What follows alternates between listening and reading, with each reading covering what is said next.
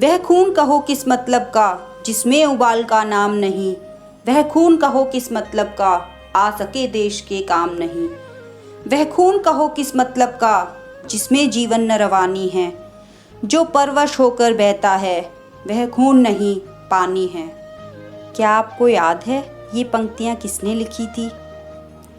जिनका मानना था सबसे बड़ा अपराध अन्याय सहना और गलत के साथ समझौता करना है, जो सच्चाई, कर्तव्य और बलिदान की जीती जागती मशाल थे, जो कहते थे जो अपनी ताकत पर भरोसा करते हैं वो आगे बढ़ते हैं और उधार की ताकत वाले घायल हो जाते हैं।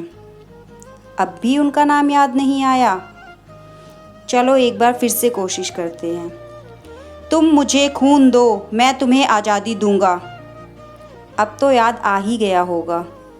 भारत के स्वतंत्रता संग्राम के अग्रणी तथा सबसे बड़े जो नेता थे, सुभाष चंद्र बोस नाम था जिनका। देश की आज़ादी में बहुत बड़ा योगदान है उनका।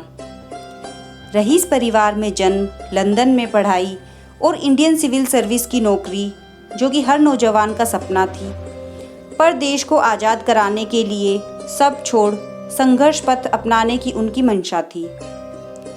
उनके योगदान की वजह से ही हम आज़ादी की सांस ले पाते हैं। आओ उनके बारे में जान, दुनिया में उनकी महिमा गाते हैं। नेताजी का जन्म 23 जनवरी 1897 में ओडिशा के कटक शहर में हुआ, पर उनकी मौत रहस्यमयी है, जो तथाकथित विमान दुर्घटना में 18 अगस्त 1945 में ताइवान में हुई। पिता जानकीनाथ बोस जो प्रसिद्ध वकील थे, माँ प्रभावती और 14 भाई बहनों में वो नवी संतान थे। कॉलेज में अंग्रेजी प्रोफेसर ने भारतीयों को बहुत सताया और जातिवाद का मुद्दा उठाया था। उसी दिन उनके खून में उबाल और देश को अंग्रेजों से आज़ाद कराने का ख्याल आया था। अंग्रेजों की औकात दिखाने की उसने ठानी थी। इसीलिए तो जापान के सहयोग से द्वितीय विश्व युद्ध में आज़ाद हिंद फौज बना डाली थी। 1944 में इस फौज ने अंग्रेज़ों पर दोबारा आक्रमण किया। फिर कुछ भारतीय प्रदेशों को अंग्रेज़ों ने मुक्त किया। उनके द्वारा दिया गया जय हिंद का नारा भारत का राष्ट्रीय नारा बना और उनका राजनीतिक संघर्ष कुछ इस तरह शुरू हुआ। 1919 में उन्होंने बीए ऑनर्स किया। 1920 में इंडियन सिविल सर्विस का एग्ज़ाम पास किया। आईसीएस बनकर अंग्रेज़ों की गुलामी कैसे कर पाऊंगा, इस विचार से इस नौकरी को उन्होंने त्याग दिया। 20 जुलाई 1921 को गांधी जी से मुलाकात कर उनकी सलाह पे कोलकाता जाकर दास बाबू के साथ काम किया। फिर जवाहरलाल नेहरू के साथ काम कर दोनों ने पूर्ण स्वराज की मांग की। 1927 में जब साइमन कमीशन भारत आया, तब कांग्रेस ने उसे काली झंडी दिखा दी।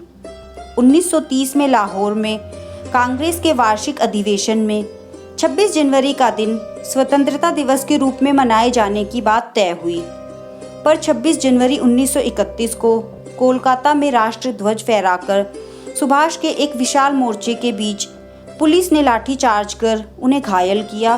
फिर उन्हें जेल हुई। भारत की स्वतंत्रता की लड़ाई में 11 बार उन्हें जेल हुई। वहाँ उनकी तबीयत में गिरावट हुई और इलाज के लिए उन्हें यूरोप ले जाने की बात हुई। 1933 से 1936 तक अपनी तबीयत का ख्याल रखने के लिए वो यूरोप रहे। वहाँ इटली और आयरलैंड के नेता उनके दोस्त बने। 1934 में ऑस्ट्रिया में सुभाष को अपनी पुस्तक लिखने हेतु जब एक अंग्रेजी टाइपिस्ट की आवश्यकता हुई, तभी एमिली शेंकल से उनकी मुलाकात हुई। एक दूसरे से प्रेम हुआ और फिर उनकी शादी हुई। फिर कुछ समय बाद ही अनीता बोस उनकी बेटी हुई। लेखक के तौर पर उन्होंने एक अपूर्ण आत्मकथा, एक भारतीय यात्री और एक पूरी पुस्तक भारत का संघर्ष लिखी। 16 जनवरी 1941 में नज़रबंदी से बचने के लिए पुलिस को चकमा दे एक पठान के वेश में वो घर से बाहर निकले। फिर बहुत जगह ठहर आखिर में वो जर्मनी की राजधानी बर्लिन पहुंचे। द्वितीय विश्व युद्ध में जापान की हार के बाद वो रूस से सहायता मांगने पहुंचे। 18 अगस्त 1945 को नेताजी हवाई जहाज़ से मंचूरिया की ओर निकले। इसी दौरान वो लापता हुए और फिर कभी किसी को नहीं दिखे। उनके घर वालों की माने तो उसके बाद वो रूस में नज़रबंद थे। कोई कहता है वो उस हवाई जहाज़ के क्रैश से मृत हुए।